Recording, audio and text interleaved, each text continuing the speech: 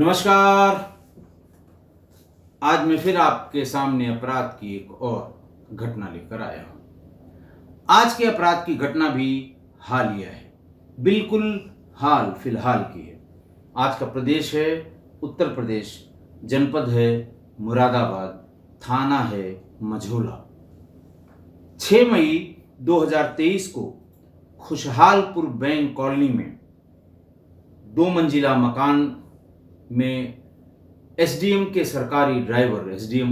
के सरकारी ड्राइवर जयदेव सिंह अपनी पत्नी और बच्चों के साथ रहते थे। 6 मई 2003 को सुबह 2:50 पर जयदेव सिंह के बड़े बेटे ने पुलिस को सूचना दी कि उनके पिताजी यानी एसडीएम के सरकारी ड्राइवर उनकी हत्या हो गई है।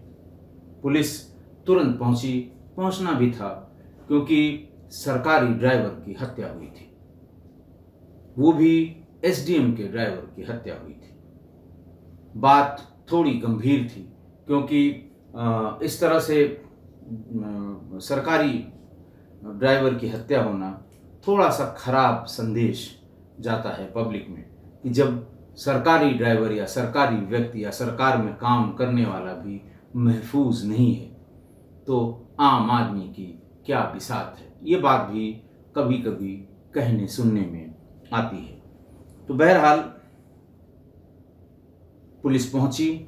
जयदेव सिंह का शव उनके निचले हिस्से में बने कमरे में बेड में मौजूद था। पुलिस ने जांच पड़ताल शुरू की। पता लगा कि घर में उसके साथ उनकी पत्नी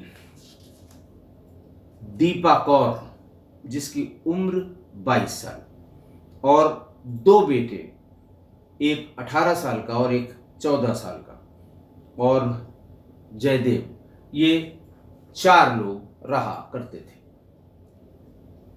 पुलिस को थोड़ा ऐसा लगा कि इतनी कम उम्र की इसकी पत्नी, डिटेल में जब बातचीत हुई तो पता लगा जयदेव सिंह की पहली पत्नी पुष्पा कौर, जिसकी उम्र लगभग 42 साल थी, वो 25 जुलाई 2022 को उसकी मृत्यु हो गई थी। और मृत्यु के तुरंत बाद ही जयदेव ने 22 साल की इस महिला दीपा कौर से शादी कर ली। एसएसपी हेमराज मीना बताते हैं कि जयदेव ने कभी अपने बड़े बेटे को अपनी नई पत्नी के साथ देख लिया। जयदेव सरकारी ड्यूटी खत्म करने के बाद घर शराब पीकर ही आता था। उसने दीपा कौर को आते ही मारना शुरू कर दिया और उस पर यही लांछन लगाया। बेटे को जयदेव ने बेटे को पढ़ने के लिए दूर भेज दिया था। रुद्रपुर में पढ़ाई करने के लिए उसे भेज दिया था और छोटे बेटे और पत्नी को अपने साथ रखता था। लेकिन कहीं से या कभी भी किसी ने कुछ इशारा किया जयदेव को और इसने देखा कि बेटा जो रुद्रपुर में पढ़ता था वो अचानक बिना जयदेव की सूचना के घर पर आया और जयदेव के घर पहुंचने से पहले चला गया। उसने निगाह रखनी शुरू की और उसे इस बात का पुख्ता शक हो गया कि उसके बड़े बेटे की अपनी सौतेली मां से संबंध है। उसके बाद उसने मारना पीटना शुरू कर दिया। दीपा इस मारपीट से परेशान हो गई। उसने अपने भाई नीशू को, जो जलीलपुर थाना चांदपुर बिजनौर की रहने वाली थी, रहने वाला था, नीशू को ये बताया कि ये जयदेव हमारे साथ बहुत बुरा बर्ताव कर रहे हैं। जयदेव अपनी बहन से मिलने आया। वहीं पर नीशू की मुलाकात जयदेव के बड़े बेटे से उनकी पत्नी ने कराई और ये बताया कि ये सारे लोग परेशान हैं। जब भी शराब पीकर आता है वो इसी तरह की हरकतें कभी हमारे साथ कभी बच्चों के साथ करता है। नीशू को ये बताया बड़े बेटे ने कि मेरी माँ की मौत भी मौत मतलब सामान्य मौत नहीं थी।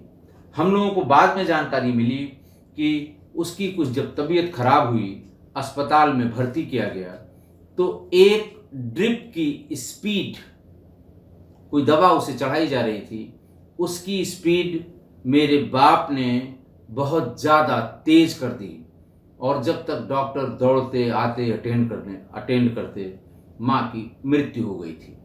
डॉक्टर्स ने बाद में यही बताया कि ड्रिप की स्पीड किसी तुम्हारे घर वाले ने तेज कर दी थी। सीसीटीवी भी देखने का बहुत प्रयास किया उसके बड़े बेटे ने, लेकिन उसके मन में कोई शंका नहीं रह गई थी कि मेरे पिता ने ही मेरी माँ को, यानी उस अपनी पहली पत्नी को उसने उसकी हत्या की थी, मारा था।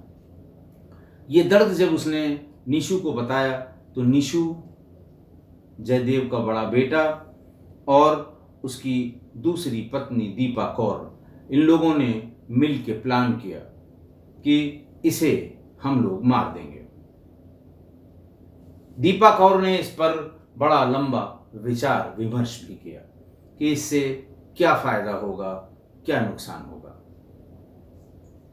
दीपा कौर ने यह कहा कि नुकसान ये होगा कि हम लोग कुछ दिन जेल में रहेंगे, फायदा ये होगा कि इसके आतंक और मारपीट से हमें छुटकारा मिल जाएगा। और उस प्लान के तहत दीपा ने सबका हिस्सा भी बांट दिया। ये बताया कि बड़े लड़के को नौकरी,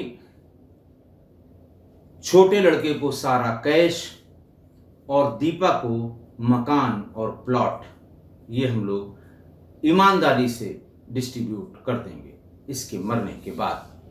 फिर समय का इंतज़ार किया गया। एक दिन ड्राइवर जयदेव समय से थोड़ा पहले घर आ गया। शराब पी हुई थी। दीपा ने उसे खाना खिला दिया। खाना खिलाने के बाद जब वो सो गया तो नीशू को खबर करके तुरंत बुला लिया गया। दोनों लड़के जयदेव के मौजूद थे और पत्नी भी घर में मौजूद थी। घर का दरवाजा भीतर से बंद किया गया और गहरी नींद में सोए हुए जयदेव की लाठियों और डंडों से सिर पर प्रहार करके हत्या कर दी। तब तक ये इंतजार किया जब तक वो बिल्कुल अच्छी तरह से उनको यकीन नहीं हो गया कि अब इसमें जान नहीं बाकी है।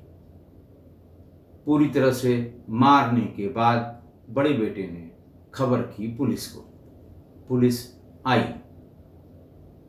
और फिर इसी तफ्तीश के दरमियान ये पता लगा कि जयदेव के बड़े बेटे और उसकी नई वाली पत्नी दीपा कौर से संबंध हो गए थे और इन्हीं लोगों ने मिलकर दीपा ने अपने भाई को ये कह के कि मेरे साथ बहुत मारपीट करता है, ये प्लान बनाया और उसकी हत्या कर दी।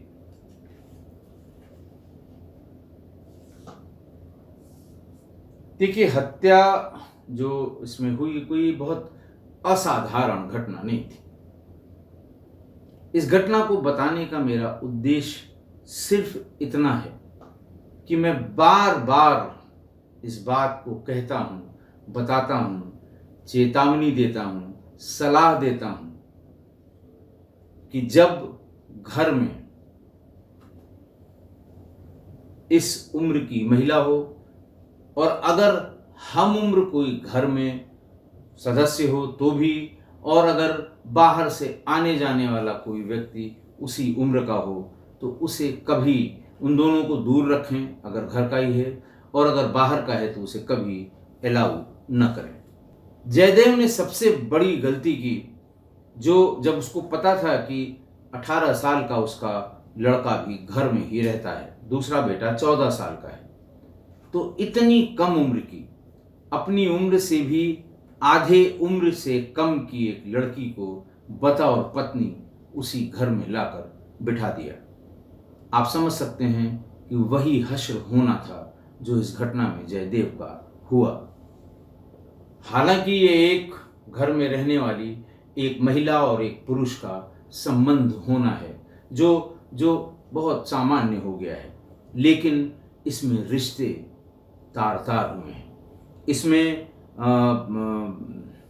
रिश्ते कलंकित हुए हैं, क्योंकि जिन दो के बीच में ये संबंध हुए, दोनों लड़का लड़की हम उम्र थे, उनमें रिश्ता माँ और बेटे का था। और आज भी समाज में रिश्तों का बहुत महत्व है। सामाजिक संरचना में रिश्ते सबसे ऊपर रखे जाते हैं, आज भी और आज के समाज में भी। तो इस घटना से ये रिश्ता कलंकित हुआ है, तार तार हुआ है। कहने वाले तो यही कहेंगे कि बेटे के अपनी मां से, सौतेली मां से संबंध थे। और इसी बात को लेकर मैं अपराध दर अपराध किस्सा गोई परिवार के सदस्यों को सलाह देता रहता हूं, बहुत बार, अनेकों बार दी है कि एक ही घर में जब भी ऐसे बेमेल रिश्ते वाले हमउम्र लड़के और लड़की होंगे तो उनके बीच में पर्याप्त दूरी बनाया जाना अति आवश्यक है। जयदेव सिंह को अपनी नई पत्नी को कहीं दूसरे स्थान पर रखना चाहिए था, पर उन्होंने ऐसा नहीं किया और जो हुआ वो सबके सामने है। हर बार की तरह मैं फिर एक बार कहूंगा कि अगर घर में हम उम्र महिला और पुरुष किन्हीं परिस्थितियों में लाए जाते हैं या रखे जाते हैं या नया रिश्ता बनाया जाता है तो उसमें दूरी जरूर बनाकर रखें, वरना वही होगा जो जयदेव सिंह का हुआ है। आशा है आप मेरी इस बात से सहमत होंगे। आज के लिए इतना ही। बहुत बहुत धन्यवाद।